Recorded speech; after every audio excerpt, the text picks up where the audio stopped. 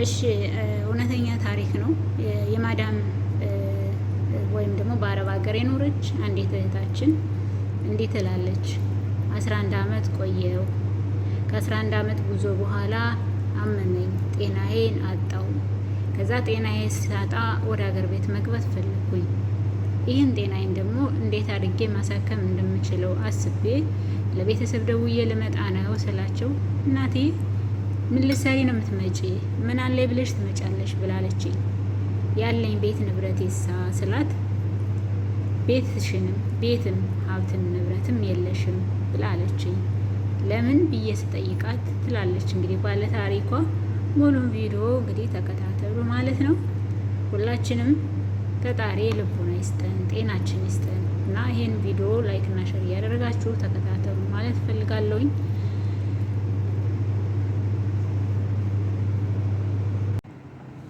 ሰላም ጤና ይስጥልኝ። ውድና የተከበራችሁ ያና ወርቅ አድማጭ ተመልካች ሁላችሁም ሰላም ብያለሁ። እንዴት ዋላችሁ? እንዴት ናችሁ? ደህና ናችሁ ወይ? እኔ እግዚአብሔር ይመስገን። ሰላማችሁ ይብዛ በያላችሁበት ማለት ነው። ዛሬ የመጣው እንግዲህ ይህን ቪዲዮ ማለት ነው ላይክ እያደረጋችሁ በላይክ ጀምሩት ማለት ነው። አይከፈልበትም። ከዛ ቢያንስ እንኳ ባታዳምጡ ቪዲዮ እስኪያልቅ ድረስ ጠብቃችሁ በቃ የመልሰላችሁን ማስቀመጥ ትችላላችሁ ማለት ነው። አንዳንድ ሰዎች አላችሁ ገና ቪዲዮ እንደጀመረ ኮሜንት የምታስቀምጡ ማለት ነው። ስለዚህ ሰዓት እንደሚያስፈልጋቸውም ሰዓት አይቆጥርላቸውም። ምንድነው የሚባለው? ሞኒ ለሆኑትም ደግሞ ማስታወቂያ አይታይላቸውም ወይም ደግሞ ቪው አይጨምርም ማለት ነው። ያው ለብር አይደለም። ቻናሉ ግን እንደዚህ ቢያንስ ሞኒ ሆኖ ስታዩት ስትሰሩበት ባይቆጥርም ግን ሞራል ይኖራቸዋል እና ለዛ ነው ማለት ነው። እንግዲህ ያው ዛሬ ጥቅል ጎመን በሩዝ በሰላጣ ነው ይሄ ማለት ነው። ሰላጣው እጅግ በጣም ብዙ ነው ማለት ነው። ይሄ ነው ዛሬ ምሳ። ጥቅል ጎመን ካሮት ፈቅፍቄ ምናምን ነው። እሺ ወደ ዋናው ሀሳብ ስመለስ እንግዲህ ሁለት ነገሮች ነው ማንሳት የምፈልገው። በሁለት ነገሮች ነው። አንደኛው ምናልባት ድምጼ ድክም ካለባችሁ ገና ስራ ጨርሼ ቁጭ እያል ስለሆነ የባሰ ሳይደክመኝ ነው እንግዲህ ይህን ሪከርድ ማስቀምጥላችሁ ማለት ነው። ማለት በመጀመሪያ ማስተር አብነት እንግዲህ የትም ቦታ ላይ በድሃ በመርዳቱ የትም ቦታ ላይ የሚታወቅ ሰው ነው። እንደ ሰው ጥሩ መልካም ስራ የሰራ ጥሩ ስራ ከሰሩት እንደነ መልእክተኛው እንዲሁም እና ማስተር አብነት እንዲሁም ባለፈው መመረቅ የነበረበት እነሱ ነበሩ መመረቅ የነበረባቸው ብለን ይህን ሀሳብ አንስተን ተነጋግረናል ማለት ነው ላይ ፕሮግራም ላይ እና በሚያሳዝን ሁኔታ እንግዲህ ታሟል እና ጸሎት አድርጉልኝ ዱዓ አድርጉልኝ ነው። ሌሎቹ ደግሞ ስሰማ እኔ እንኳን ብዙም ቲክቶክ መንደር የለሁም እና ጉንፌ እንደሚሰብስብላቸው ብለው በእነሱ ስም ብር ለማሰባሰብ እንዳስፈለገ እሱ ግን እኔ ከኢትዮጵያ ሕዝብ ከኤርትራውያን በሙሉ የምፈልገው ከህፃናት ከሽማግሌ ከአዛውንቱ ጸሎት ነው። በየሃይማኖታችሁ ጸሎት አድርጉልኝ ብሏል እና በዚህ አጋጣሚ እንግዲህ 1 ዓመት ከምናምን ነው ህመሙን እያወቀ ችሎት የነበረ እስከ ቅርብ ጊዜ ድረስ ያው የአገልግሎት ላይ እየረዳ ነበረ።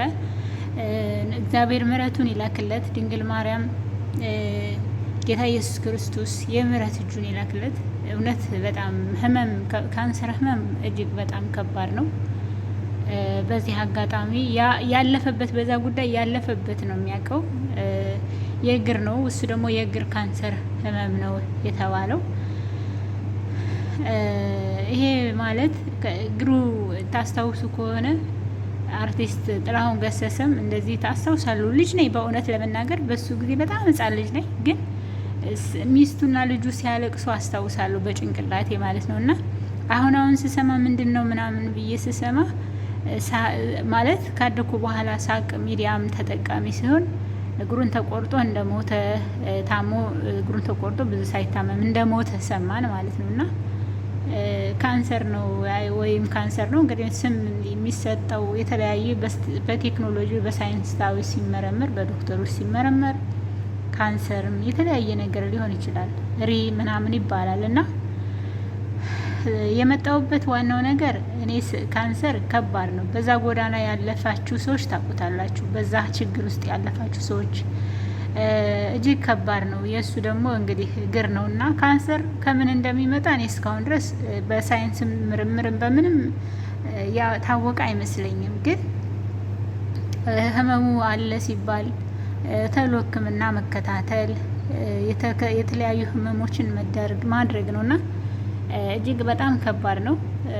እኔ እናቴ በዚህ አጋጣሚ ለሌሎቹ ትማሩበታላችሁ ብዬ ነው። እናቴ በካንሰር ነው ህይወቷ ያለፈው።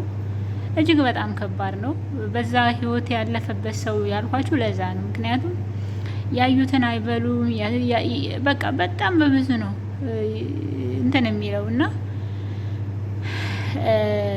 ከባድ ነው። የእሷ አጋጣሚ የማህፀን ካንሰር ነው የነበረ እና ከረጅም ጊዜ በኋላ ኦልሬዲ 1 አመት ወደ 2 አመት አካባቢ አስታምናታል። እኔም እንደመጣሁ እዚህ 1 አመት አካባቢ እሷን እንዳገዝኳት ነው ህይወቷ ያለፈው። ግን እኔ አይጸጽተኝም። ትንሽም ቢሆን አጥጋቢም ባይሆን በዛን ሰዓት ላይ ግን ትንሽም ቢሆን ለእናቴ ደርሽላታለሁ። አጥብታ እስካሳደገች ድረስ እስካጥባችኝ አመጣ እስከወለደች ድረስ እናቴ ናትና ለእናቴ ደግሞ ምንም ቢሆን ማድረግ ያለብኝን አድርጊያለሁ ማለት ነው እና እንግዲህ ይህን መናገር የፈለኩትኝ ይሄ እንደ ሰው እንዲያዝን ምናምን ሳይሆን እኔ መናገር የፈለኩት ካንሰር ከባድ ነው። በጊዜ ሕክምና መካሄድ አለበት። ሕክምና ካልተወሰደ በጣም ዋጋ ያስከፍላል። ህመሙ እጅግ በጣም ከባድ ነው ለማለት ፈልጌ ነው። ሌላው እንግዲህ ሲቀጥል እውነት ለመናገር ከሆነ እጅግ ምን ብዬ እንደምናገር ባላቅም እሱ እንግዲህ የእግር ካንሰር ነው። በጣም ሲናገር እኔ አንጀቴን የበላኝ። በእግሬ መሄድ አልችልም፣ ረጅም መንገድ የሚሄደው በጉልበት የተንበርክኬ ነው ሲል እጅግ በጣም ልቤን ያደማው ያለቀሰው እና እንደ አንድ ሰው እንደ ሰውኛ ያሳዝናል። እጅግ በጣም ፈጣሪ የማረው ልጆች አሉት። ለአባት ለልጆች ይኑርላቸው ነው ማለት አንፈልግም። ምክንያቱም ምንም ቢሆን ምን ሰው ይሞት ተብሎ አይፈቀድልን ማለት አይፈቀድም ማለት ነው። አልችልም እና ይሄ ነው እና ብዙ በየቤታችን ብዙ ህመም አለብን፣ ብዙ ህመም። ሌላው መናገር የምፈልገው በስደት ያላችሁ እህቶቼ፣ አጠቃላይ እህቶቼ በዚህ አጋጣሚ ስንቱን መክረሽ ትችይዋለሽ፣ ዝም ብለሽ እኮ ነው የምትደክሚ፣ ዝም ብለሽ እኮ ነው የምትለፈልፊ የምትሉኝ ሰዎች አላችሁ። ከኔ ይውጣ፣ ግዴታዬን ልወጣ፣ የኔ ግዴታዬን ድርሻዬን ልወጣ እንጂ እኔ ስለነሱ አለፈለፍኩ ወይም ሰሙኝ አልሰሙኝ። እኔ ግን ከሸክሜ ወይም ደግሞ ከውስጥ ያለውን ነገር ልናገረውን አይውጣልኝ ማለት ነው። እና አንዲት እህት እውነተኛ ታሪክ ነው በነገራችን ላይ ብዙዎቻችሁ የገጠማችሁ ነገር ይሆናል፣ በብዙዎቻችሁ ህይወት ያለ ሊሆን ይችላል። እና አንዲት እህት ምን አለች? 11 አመቴ ነው አረብ ሀገር አለች። 11 አመቴ ነው ወንድሞችን አስተማርኩ፣ እህቶችን ወንድሞችን አስተማርኩ፣ እናቴን አገዙ፣ ቤት ሰራሁ ለራሴ። 11 አመቴ ነው በስደት እና አሁን ሲያመኝ ወደ ሀገሬ ልሄድ ነው። ወደ ሀገሬ ልሄድ የነበረው ግን ልመጣ ነው፣ አመመኝ ልመጣ ነው ስላት እናቴን ምን አለ ብለሽ ነው፣ ምን ልታረጊ ነው ምትመጪ ብላለችኝ። ከዛ እንዴ ቤት ውሳ፣ መኪና ውሳ፣ የባጃጅ ውሳ፣ ቤት ውሳ ስላት ባጃጅ ለአንድ ወንድሟ ባጃጅ ገዝታለች። ዩኒቨርሲቲ የሚማሩትን ዩኒቨርሲቲ አስተምራ ጨርሳለች። ቤት ሰርታለች። ከዛ አሁን እያመመኝ ነው፣ በቃ የሰራሁት ቤት አለ፣ በቃ እሱ ቤት የሳ ሀብት የሳ ስትላት ልጅ ወንድምሽ መምጣት ስለሚፈልግ ወደ ስደት በቪዛ ወይም ደግሞ በህጋዊ መልኩ ስደት ልልከው ነው፣ ቤቱን ሽጬ አለቻት። እናት ናት እንግዲህ እንደዚህ አለች። እውነቴን ነው የምነግራችሁ፣ ይሄ እውነተኛ ታሪክ ነው፣ በጣም እውነተኛ ታሪክ ነው። እና ማን አላት? ከዛ ምን አለች? እንደዛ ስትለኝ አልቅሽ ምን ላድርግ፣ ምንም ማድረግ አልችልም፣ የለም ከተባልኩኝ እያመመኝ ነው፣ 7 ወሬ ነው አሁን አለች። በማንም አልክም ብር አሁን። ከዛ ወንድሜ መጣ በህጋዊ 7 ወሩ ነው፣ ሂጄም አላገኘሁትም አለች። እና ይኸውላችሁ አንዳንዴ ለቤተሰብ ነው የምኖረው ምናምን የምትሉ አስመሳዮች አላችሁ። ሲጀመር ለቤተሰቦቻችሁ የምትኖሩት እናንተ ስትኖሩ ነው። ይሄ ማስመሰል ነው። እኔ እንዲህ አይነት ነገር አይዋጠኝም በግሌ ማለት ነው። ለምሳሌ 1000 ምናምን የምታገኙ ከሆነ 500ውን ለነሱ ብትልኩ 1000ውን ማስቀመጥ ለምን ያቀታችኋል? ወይስ እናንተ ከሰው በልጣችሁ ለመታየት አይ ከሌ ልጅማ እንደዚህ አደረገች ለመባል ነው እንደዚህ የምታደርጉት ማለት ነው? ለምንድን ነው ልብ ለምን አይኖራችሁም? እስከ መቼ ድረስ ነው በስደት መኖር የምትፈልጉት? ህይወት አያምራችሁም? ህይወት አይናፍቃችሁም? መኖር አትናፍቁም? ለምንድን ነው ግን? እና ለቤተሰቤና ለእኔ ራሴን ለመለወጥ ለቤተሰቤን የመጣ ውሸት ለቤተሰብ የሚባል ነገር ውሸት። ምክንያቱም የመጣ ነው ራሳችን ልንለውጥ እስከሆነ ድረስ በእግራችን መቆም መቻል አለብን። አትርዱ አይደለም ግን በአግባብ ለምሳሌ ቅድም አልኩትኝ 1500 የምታገኙ ከሆነ 500ውን በየወሩ ደግሞ ለምን ይላካል? ለምን ትልካላችሁ? በየወሩ ማለት ነው። ያ ማለት ሲቸገሩ ዝም በሏቸው፣ ሲያለቅሱ ዝም በሏቸው አይደለም ይሄን የምናገረው ማለት ነው። ግን እስከ መቼ ድረስ ነው? አይዶን ነው እኔ እንጃ ምን አይነት ልቦና እንዳላችሁ ብዙዎቻችሁ ግን ማለት ነው። እና አንዳንዴ ስታሽቃብጡ እኔ ለቤተሰቤና ለራሴ ነው በስደት ከወንድ ጋር ምናምን ትላላችሁ። እንደው ማን ይሙት ከወንድ ጋር የማይጀናጀን ፍጥረት አለ? እስቲ እውነት ተናገሩ። ውሸት ነው ይሄ ማለት ነው። ጨዋ አትጫወቱ።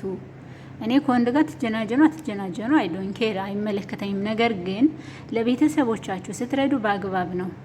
ስንቶቹ ነው አባቷ ለምሳሌ ፋሲካ ዩቱብ ታስታውሷታላችሁ? ጉራጌዋን የዛሬ ስንት ዓመት አሁን አባቷ በህይወት የለም። ስደት ላይ የገዛችውን ቤቷን በስሙ ነበረ። ከዛ አልሰጥሽም ማለት ከዛ በሽማግሌ በምናምን ሰጣት ማለት ነው።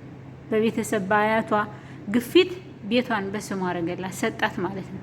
እና ብዙዎቹ ባጃጅ ገዛን ትላላችሁ፣ መኪና ገዛን ትላላችሁ፣ እንደ ቤት ሰራን ትላላችሁ በቤተሰብ ስም በቤተሰባቸው ስም። ከዛ ሲቸግራቸው ወይ ሽጡታል ወይ ያስይዙበትና የሆነ ነገር ያደርጉታል። እኔ ከወንድም የበላይ የማምነው የለኝም ትላላችሁ። ራሳችሁንም አትመኑት አይደለም ወንድማችሁን ማለት ነው። ራሳችሁን ራሱ አትመኑት አይደለም ወንድማችሁን እህታችሁ። ምክንያቱም በገዛ ገንዘባችሁ ጠላት ነው የምታፈሩት። እና አሁን ይቺ ልጅ እኔ በጣም ጽሁፍ ነው የጻፈችውና እኔ በጣም ነው ያለቀሱት። እውነት በጣም ነው ልብ ያዘነ። ወደ 1000 ወደ 2000 ነው 3000 ኮሜንት ተሰጣታል። ይቅርታ ምንድነው የተሰጣት? በስደት እያለሽ ራሽን ቻይ፣ ከዚህ በኋላ ለማንም እኔም እንደዛ ነው ያልኳት። ያለፈው አልፏል። ባለፈ ቤት አይሰራም። አንቺ ግን ከዚህ በኋላ ልብ ይንል፣ በማንም አትላኪ፣ ይዘሽ ብረሽን ስትገቢ ሀገርሽ የምትፈልጊውን ታረጊያለሽ አልኳት። እንግዲህ አሟት ልትገባ ተጨርሳ የለኝም ወይም ደግሞ ማንም ይቀበላት እንደሌለ ምንም የለሽም ስትባል እጅግ በጣም ነው ልብ የሚሰብረው። እና ብዙዎች እህቶቻችን በስደት ያላችሁ ቤተሰብ እያላችሁ እናንተ ዳር ስትቀሩ ነገ ላይ መልሳችሁ ስደት የምትመጡ አሁን ትናንትና አንቱ የተባሉ ልጆች ሀገራቸው ገብተው ትልቅ ስራ ይሰራሉ፣ ቤት አላቸው፣ ንብረት አላቸው ብለን ያመናቸው ልጆች ዛሬ ተመልሰው ስደት መጥተዋል።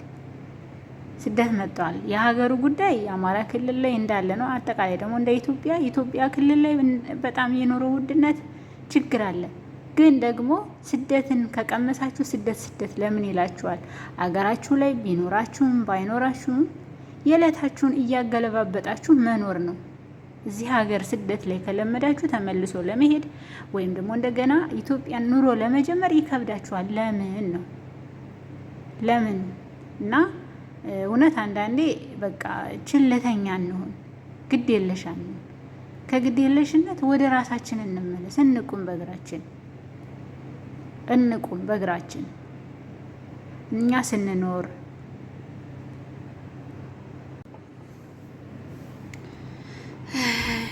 ስልክ ተደውሎ በር ክፈች ብሎ እንግዳ መጥቶ ማለት ነው። ተቋረጠ ሀሳቤ ማለት ነው። እና ስደት ላይ ያላችሁ እህቶቼ እውነቴን ነው የምነግራችሁ። ራሳችሁ በእግራችሁ ቁሙ። መጀመሪያ ራሳችሁን አስከብሩ። ቁሙ። ራሳችሁ ስትቆሙ ነው የሚያምረው። እና ራሳችሁን አቁሙ። ለቤተሰብ እያላችሁ አትጀጃሉ ማለት ነው የምፈልገው።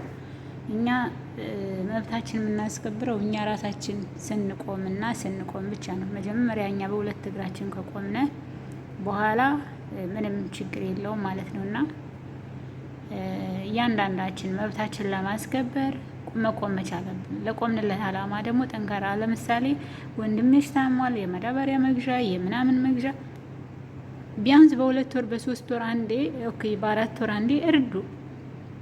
በየወሩ ግን የምትሰጡ ከሆነ አንደኛ እነሱን በቃ በየወሩ የእናንተን እጅ ነው የሚጠብቋችሁ። በተለይ ጠፍተው የሚሰሩ እህቶቻችን አሉ። ስራ ሲያጡ ያን የለመዱት ነገር ሲቀርባቸው ቤተሰብ እንደገና ምንድን ነው ሌላ ነቆራ ወይም ሌላ ጸብ ውስጥ ይገባሉ ማለት ነው። እና እንደ ሀሳብ ነው እኔ ያልኩትኝ። እኔ ልመክራችሁ ሳይሆን ይሄ ነው እና ይሄ ነው። ሌላው እንግዲህ ወደ ማስተር አብነት ስንመለስ እውነት ማስተር አብነት በጣም ነው እኔ አንጀቴን የበላኝ እውነት ለመናገር ሁሉንም ፌስቡኩንም ቲክቶኩን ዩቱቡንም ኢንስታግራም በሙሉ እሱ ለድሃ ለእናቶች የሚረዳበትን ሚዲያ በሙሉ ለእያንዳንዱ ሰው እንደሰጠ እኔ ብሞት እንኳን ባልመለስም እንኳን ይሄንን አደራ ብሎ እንዳለፈ ለሁሉም ይሄንን ባትሰጡ በሰማይም በምድርም እግዚአብሔር ይቅር አይላችሁም ብሎ ቃል እንዳስገባቸው እየተናገረ ነበር። እኔ ቪዲዮውን ያየሁት በነገራችን ላይ እና እጅግ በጣም ያሳዝናል። እንግዲህ እግዚአብሔር ምሕረቱን ይላክለት። እውነት በጣም ነው አንጀቴን የበላኝ። እንግዲህ ፈጣሪ አሁንም እናቶቹም የአባቶቹን ጸሎት ይስማለት፣ የልጆቹንም ገና አሁን በቅርብ መንታ ልጅ ወልደዋልኝ። እንደገና አንድ የመጀመሪያ ልጇ አንድ ሴት ልጅ ናት እና በጣም ነው የምትወደኝ። በቪዲዮ ነው ማወራት። በጣም ነው እኔ ስመጣ ውሻው ራሱ እንዴት እንደሚደሰት እንዴት እንደሚደነግጥ ሁሉ አይተናል በቪዲዮ ማለት ነው። እና ይህን ያለው ያላቸው ፍቅር ከልጁም ጋራ እና እግዚአብሔር የልጆቹ አምላክ የህፃናት አምላክ ስለሆነ ምሕረት ይላክለት።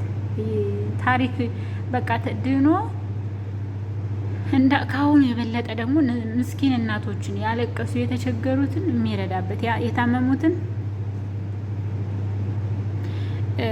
የሚያግዝበት ያድርግ። እውነት በጣም ነው እኔ ውስጤ የተረበሸ ማለት ነው። እና ይህንን ለራሳችሁ እንዳታደርጉ ለህዝባችሁ አገልግሉ ሲል በጣም ነው እኔ ውስጤን የተሰማኝ። እና ሁላችንም እንደዚህ አይነት ልቦና ይስጠን፣ እንዲህ አይነት ልብ ይስጠን ማለት ነው የምፈልገው። ፈጣሪ ምሕረቱን ይላክልንና ያግዘን ብቻ ሌላ ምለው ነገር የለኝም። እና እባካችሁ የማዳም ቅመሞች ራሳችሁን ጠብቁ። እስከ መቼ ድረስ ነው? ሌላው አንዳንድ ሰዎች ደግሞ የሆነ መጥፎ አመለካከት ያላቸው ሰዎች አሉ። የአረብ ሀገር ሴቶች እንደዚህ ናቸው የምትሉ ሰዎች አላችሁ። የአረብ ሀገር ሴት ማለት እንደናንተ ሰው ናት፣ ግን ስደት ላይ ሄዳ ባለማወቋ የለፋችበትን በሙሉ ለቤተሰብ ስለምታረግ ቤተሰብ ስለማይረዳት ነው እንጂ እኔ እንጃ። እኔ አይዶን ነው ብቻ ነው ያለቀም ምን ልበል፣ ቃላት ራሱ አጣሁ ማለት እና የሆነ ቤት ላይ የአረብ ሀገር ሴቶች አይመቹኝም፣ ዝም ብለው እንደዚህ ናቸው ምናምን። እንዴ ብዙ ነገር ማኔጅ አድርጋ ነው። የልጆች ጩኸት አለ፣ የሙከይፍ ጩኸት አለ፣ የስራ ብዛት አለ፣ የሰዎቹ ጩኸት አለ። ምን እንደሚናፍቀን ታውቃላችሁ? በቃ ተኝተን በሰላም ጠዋት የሚነጋበት ማለት ነው። ረፈደ ብለን ትምህርት ባለ ሰዓታችን አላርማችን እንኳን አጋጣሚ ሳይጮህ በእንቅልፍ ልባችን እንኳን ምን ረፈደ ብለን እኔ ስንት ቀን ደንግጬ ስንት ቀን ሰውነት የተንቀጥቅጦ ስንት ቀን በቃ ባብቻ ቃለሁኝ። ለምን ቀን ራሱ ተኝቼ የመሸብኝ የረፈደብኝ መስሎኝ ወይኔ ገደሉኝ ዛሬ ወይኔ ብዬ ያለቀሱበት ቀን አለ። ከዛ በኋላ ጓደኛ የውሃ ረጭታኝ ነው እንደገና ወደ ቀልቤ የተመለሱትና ሁላችንም የራሳችን ችግር አለብን። ያን ችግር ደግሞ የምናስተካክለው እኛው ራሳችን። ስለዚህ ወደ ቀልባችን እንመለስ፣ እናገናዝብ። ካለንለት ካልቆምንለት ነገር አሁንም ጸንተን እንድንቆም ፈልጋለሁ እና ማስተር አብነት እግዚአብሔር ይማረን። ማዳም ልጆች የማዳም ቅመሞች ደግሞ በአረብ ሀገር በተለይ የሚረዳችሁ በብዛት የለም። እናንተም ታበዙታላችሁ። በዛም ደግሞ ሰውም ደግሞ አሁን ኬላ እያላችሁን ያለ እና እግዚአብሔር የማያልቀውን እጁን ይዘርጋላችሁ። ጤና የሌላችሁ ጤናችሁን ይስጣችሁ። ጤና ያላችሁ ደግሞ ካላችሁ ላይ ጨምርላችሁ። ሰርታችሁ ውጤታማ እንድትሆኑ እግዚአብሔር ይርዳችሁ ማለት ነው የምፈልገው። ሁሉም ነገር እንደርስበታለን። ሀገር ስንደርስ ብቻ ለቆማችሁለት ዓላማ ጠንካራ ሆናችሁ ቁሙ።